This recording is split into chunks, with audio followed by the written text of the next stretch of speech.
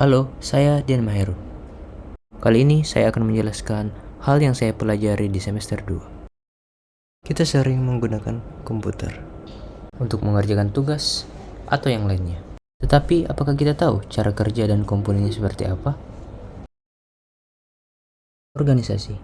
Organisasi komputer ialah bagaimana cara komputer itu sendiri memproses data dan bagaimana proses data itu disimpan.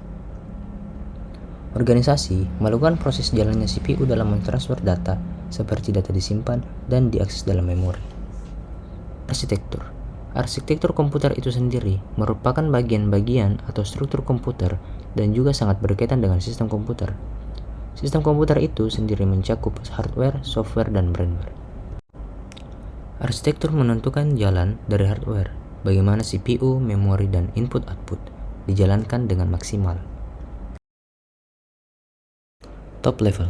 Top level terbagi menjadi dua, yaitu top level komputer dan top level CPU, yang dimana struktur mereka berbeda, tetapi top level CPU sudah pasti ada di dalam top level komputer. Top level komputer mencakup beberapa bagian, yaitu CPU, memori utama, input-output, dan sistem interkoneksi. Dan bisa kita ilustrasikan strukturnya seperti ini, di mana sistem interkoneksi menghubungkan mereka dengan satu sama lain. Top level CPU juga mencakup beberapa bagian, seperti control unit, arithmetic and logic unit, register, dan CPU interkoneksi. Top level CPU juga mempunyai struktur, di mana internal CPU interconnection menghubungkan satu dengan yang lainnya. Bisa kita lihat, kalau top level CPU juga terhubung dengan top level komputer, di mana top level CPU merupakan bagian dari CPU itu sendiri. Fungsi dasar komputer. Komputer juga mempunyai fungsi dasar, yaitu terbagi menjadi 4. Data movement, data storage, data processing, dan data control. Seperti yang kita lihat, data movement melibatkan control dan movement. Data storage melibatkan control, movement, dan storage. Data processing melibatkan control, processing, dan storage. Sedangkan data control melibatkan semua bagiannya, yaitu control, movement, storage, dan processing. Gerbang logika. Gerbang logika adalah dasar dari semua sirkuit digital. Gerbang logika adalah sebuah rangkaian elektronik yang menghasilkan output yang tergantung pada input yang diberikan kepadanya. Sesuai dengan fungsi logika dasar seperti AND, OR, NOT, dan sebagainya. Gerbang logika AND. Jika salah satu atau semua inputnya bernilai 0, maka outputnya juga akan bernilai 0. Jika semua inputnya bernilai 1, maka outputnya akan juga bernilai 1. Gerbang logika OR. Jika salah satu atau semua inputnya adalah 1, maka outputnya akan bernilai 1. Jika inputnya semua bernilai 0, maka outputnya akan bernilai 0. Gerbang logika XOR. Jika input dari keduanya beda, maka outputnya akan 1. Sebaliknya, jika inputnya sama, maka outputnya akan 0. Gerbang logika NOT. Jika input bernilai 1, maka output akan bernilai 0. Begitu juga sebaliknya. Gerbang logika XNOR. Gerbang logika XNOR ini hanyalah merupakan kebalikan dari gerbang XOR. Gerbang logika NAND. Gerbang NAND ini adalah kebalikan dari gerbang AND. Dan yang terakhir, gerbang logika NOR. Gerbang logika NOR ini adalah kebalikan dari gerbang logika OR.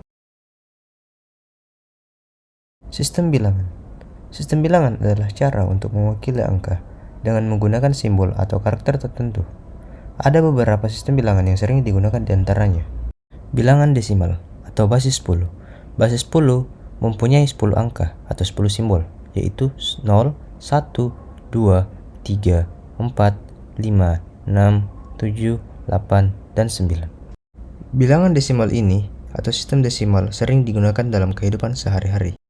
Bilangan biner. Bilangan biner atau basis 2 mempunyai dua karakter, yaitu 0 dan 1. Sistem bilangan biner sering digunakan dalam komputer atau teknologi digital lainnya. Bilangan oktal atau basis 8. Basis 8 mempunyai 8 karakter, yaitu 0, 1, 2, 3, 4, 5, 6, dan 7. Sistem bilangan oktal sering digunakan dalam pemrograman komputer.